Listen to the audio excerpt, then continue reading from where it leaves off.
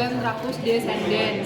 Nah, yang pertama ini sistem nervosum autonomicus. Jadi persyaratan kita itu kan terdiri dari dua. Ada saraf ada apa namanya? Central nervous system sama perifer atau sistem saraf pusat sama sistem saraf yang tepi. Nah, sistem saraf pusat itu terdiri dari dua organ, yaitu apa sama apa? Cerebrum dan medulla spinalis. Ya, otak dan medulla spinalis.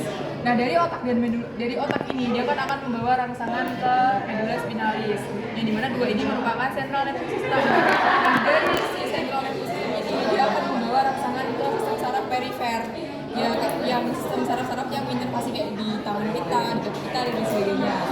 Terus sistem saraf perifer ini dia terbagi menjadi dua, ada sensorik dan motorik. Sensorik itu berarti dia yang membawa rangsangan dari jaringan atau dari organ tubuh kita menuju ke otak. Berarti dia tractus ascendens apa descendens? Ascendens. Jadi kalau ascendens kan ke atas, jadi ascendens ke atas. Terus kalau yang motorik berarti dia yang descendens apa ascendens? Dia yang descendens. Ya, dia descendens. Nah, terus berarti kalau yang descendant itu dia bakal ke cornu posterior apa anterior? Kalau apa tadi? Descendant. Posteri. Anterior. Ya, anterior. Descendant kan Motorik. Jadi anterior. Jadi kalau yang Sensorik posterior. terus motorik nanti dia terbagi jadi dua. Ada yang somatik sama yang Auto. ya somatik sama otonom. Somatik itu yang bisa kita kontrol, yang secara sadar kita tahu kalau itu bergerak, bisa kita kontrol, bisa kita gerakan. Oh, aku pengen ngambil HP, aku bisa menyuruh tanganku buat menggerakkan ini buat ngambil HP. Tapi kalau yang autonom itu kita tidak bisa dengan sadar menggerakkan hal itu. Kayak misalkan pergerakan dari otot jantung, itu kan kita nggak bisa untuk Berhenti kayak jantung nyuruh sekarang. jantung kita buat gerak atau jantung kita buat berhenti. Nah, terus yang otonom ini dia terbagi jadi dua, ada simpatis sama parasimpatis. Pembahasan kita hari ini itu fokus di sini, yang otonom ini ada simpatis sama parasimpatis, di mana yang simpatis itu sifatnya adalah fight or flight, parasimpatis sifatnya adalah Rest and digest. Terus untuk tempatnya nih, kalau parasimpatis, jika dia parasimpatis, dia kan P, dia suka di pinggir, berarti dia ada di ujung atas sama di ujung bawah. Ujung atas itu apa? Dia adalah si cranium, berarti Sama ada si sakra. nervus cranialis. Sedangkan yang bawah adalah si Sakral. Dia segmennya adalah Cranial sakral. Cranium ini dia nervus berapa aja tadi? Hah? Bagus. Oculomotorik, vestibulum cochlearis sama facialis. Facialis. 3, 7, 9, 10. Ya, 9. Safarius. Terus yang simpatis dia kan S nih. S dia sentral. Dia suka di tengah. Dia suka sembunyi di tengah. Ya, sentral atau di S dia suka sembunyi di tengah. Jadi dia ada di toraco Lumbal. Nah, ini adalah penampakan bentang dari si medulla spinalis kita. Dia ada cornu anterior dan juga cornu posterior. Mana anterior mana posterior? Anterior, posterior. Ya. Cara bedanya gimana? Ada visura mediana anterior. Terus, nah ini dari cornu anterior dan cornu posterior dia bakal keluar nih. Ada yang namanya radix anterior, Radix posterior. radix posterior nanti ada yang namanya Nervo. ganglion radix posterior. Ini nanti struktur yang penting karena dia merupakan sel badan neuron yang pertama. Apa itu? Kita bahas nanti di belakang. Terus perjalanan rangsangan. Tadi yang sensorik itu dia yang ke atas sampai yang ke bawah. Yang ke atas. Berarti ada lurus dari sel kulit kita. Dia bakal dibawa nih ke medulla spinalis yang depan atau belakang? Belakang. Dibawa ke belakang. Terus dari sini dari medulla spinalis ini dia bakal Masuk sini ke atas. Atas. Terus dia baru Terus ke dari atas bawah. ini nanti dia yang merangsang ini harus apa nih kalau kita misalkan dikasih rangsangan ini. Misalnya dia bakal kasih rangsangan balik ke bawah ke medulla spinalis yang cornu Anterior. dari cornu anterior bakal ke radix anterior, terus ke medulla spinalis, dan akhirnya menghasilkan respon. Terus ini sistem otonom dia terbagi berdasarkan anatomis sama berdasarkan fisiologisnya. Kalau anatomis dia terbagi jadi simpatis parasimpatis, yang dimana tadi udah kan simpatis parasimpatis, sifatnya apa simpatis? Fight or fight, rest and digest. Secara fisiologis dia ada dua, ada cholinergic dan juga adrenergic. Energik. Ini berdasarkan si neurotransmitter yang dihasilkan atau yang dibutuhkan yang bekerja di situ. Kalau cholinergic berarti neurotransmitternya apa? Acetylcholine. Kalau adrenergic berarti Norepinephrine. katekolamin dia ada dua. Epinefrin dan norepinefrin. Ini tadi udah skip. Nah ini perbedaan somatik dan otonom.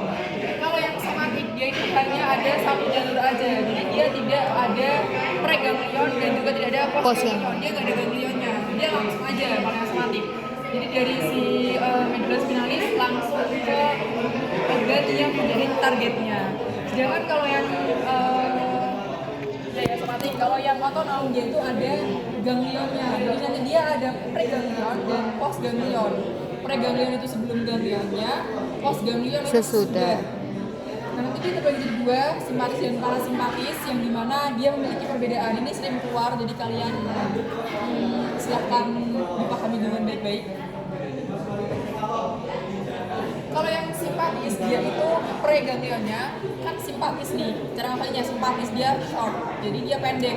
Preganglionnya dia pendek, postganglionnya dia yang panjang.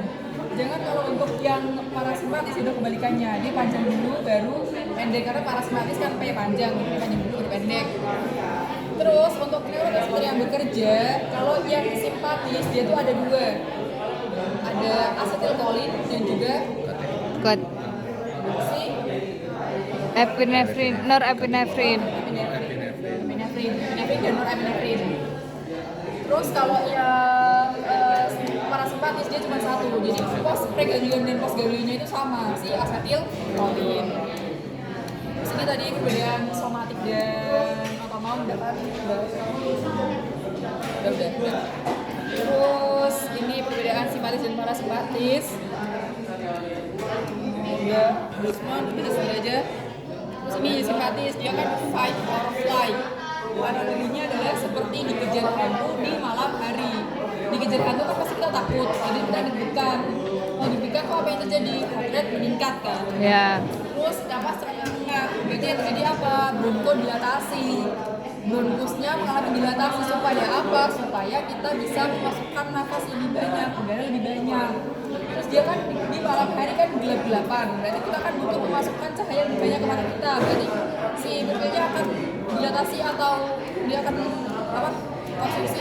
Dilatasi. Dia dilatasi bakal lebar atau Pupil midriasis. Muskusnya kontraksi apa relaksasi? Kontraksi. Terus dia nggak kepikiran buat mencerna makanan, karena dalam keadaan yang deg-degan, keadaan yang tertekan, kan pasti kita nggak kepikiran buat makan kan. Kayak ngapain kita mikirin nanti mau makan apa, yang penting selamat dulu nih dari hantu.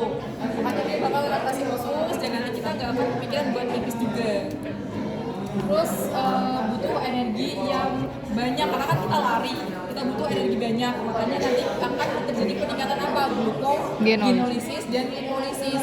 Itu merupakan pemecahan glukosa dan memecah lemak yang nanti bisa dibuat untuk energi. Terus berkeringat, peningkatan aktivitas kelenjar keringat, itu juga nanti ejakulasi. Terus ini saraf cranialis dan komponen persarafan otonom parasimpatis. Apa aja tadi ada? Ada berapa? Apa aja? Cervix. Ya, terus ada juga yang sakral. Sakral itu ada S2 sampai S4. Dia vaskularitasnya apa? Ada rektum. Terus ada vesika urinaria, sama ada di jaringan erektil penis dan Klitoris. Terus traktus ascendens dan descendens. Nanti dia ada kornu anterior dan juga kornu posterior. Anterior untuk motorik apa sensorik? Motorik. Yang Posterior untuk sensorik. Terus udah lah ya. Paham kan ini? Dorsal afferent, ventral, Terus ini traktus ascendens. Jadi ada tiga, ada spinocerebellar lateral, anterior, sama ada lemniscus medial medial kolum posterior. Bedanya apa? Bedanya adalah dari apa yang dia bawa. Kalau yang lateral dia membawa retrasi nyeri dan suku. Terus kalau yang anterior dia sentuhan ringan dan tekanan. Kalau yang lemniscus medial kolum posterior ini dia sentuhan diskriminasi, getaran dan sensasi sadar sendi. Terus selain dari apa yang dia bawa itu dia juga beda nih. Kalau yang reseptornya, jadi kalau yang lateral sama anterior dia itu akan ke ujung saraf bebas, dari ujung saraf bebas. Sedangkan kalau yang posterior kolum medial lemniscus itu dia dari korpuskulum yang ada di kulit. Ingat kan korpuskulum yang ada di kulit?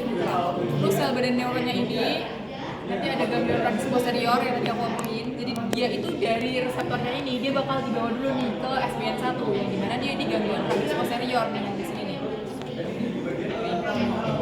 Di sini. Terus habis dari situ dia bakal dibawa lagi kemana? Kalau yang spinocerebellar lateral sama anterior dia bakal dibawa ke substansia gelatinosa. Sedangkan kalau yang lemniscus medial kolum posterior dia bakal dibawa ke nucleus basalis dan cuneatus. Terus untuk sel badan setelah dari sini dia bakal dibawa nih sama dia bakal ke thalamus. Terus yang ini dari kalau anatomisnya ini di sini ada nucleus gracilis dan cuneatus. Gracilis yang di tengah, cuneatus yang ada di pinggir.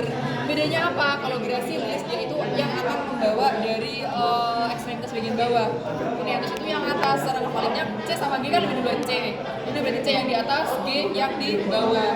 Terus tadi yang spinothalamikus lateral ini di mana? Di sini. Di sini substansia gelatinosa. Di sini sama sini. Ini yang anterior. Ya, ini yang anterior, ini yang lateral. Terus yang merah-merah itu buat yang descendant atau yang turun. Nah, kita lanjut ke trapus descendant. Ingat kemarin aku udah jelasin ada UMN sama LMN, kan? Nah, dari UMN itu dia kan bakal menyilang nih. Di mana penyilangannya? Dekusatio Dekusatio piramidalis. Yang menyilang mana? Anterior atau lateral? Lateral. Lateral. Kalau yang anterior dia juga bakal menyilang, tapi di mana? Di segmen ketika dia mau keluar, misalkan itu vaskularisasi T4, jadi dia bakal menyilang di T4. Terus ini udah selesai.